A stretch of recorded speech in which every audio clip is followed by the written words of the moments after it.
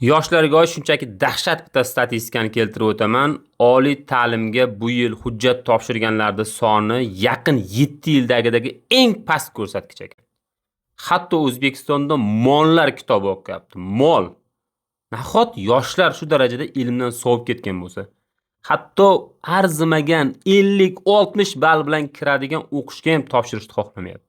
To'g'ri, kontrargument sifatida aytishingiz mumkin. O'tgan yilga qaraganda IELTS dan sertifikat olgan, qanaqadir 5 ta fandan sertifikat olib, o'qishga kirishini naqd qo'ygan o'quvchilar ko'paygan-ku deyishingiz mumkin.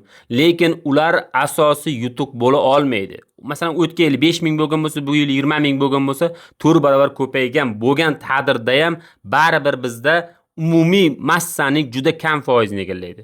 Keyin mana shu ingliz tiliga tayyorlanadiganlarni men u darajada baribir kuchli qanaqadir qo'llab-quvvatlayvermayman. Ya'ni ishonchim u darajada yuqori emas, chunki ularning ko'pchiligining maqsadi qalbida chetga ketish.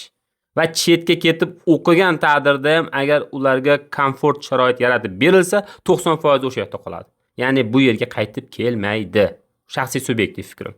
Demak, bizni asosiy umidimiz, ishonchimiz bu o'rta qatlam. Juda ham aqlli wunderkindlar ko'p ketib qoladi 90%. Men shaxsiy fikrim. Umuman tupoylar esa mayda kommentariyada negativ yozadi, nima deyotganini o'zi bilmaydi va bizda o'rta qatlam. O'rta qatlam qancha ko'p bo'lsa, shuncha jamiyatga bo'lgan ishonch yuqori bo'ladi. Sizlar fikrlaringizni bildirib qolinglar, bilmayman. Bu meni o'zimning shaxsiy, balkim pessimistik fikrlarimdir.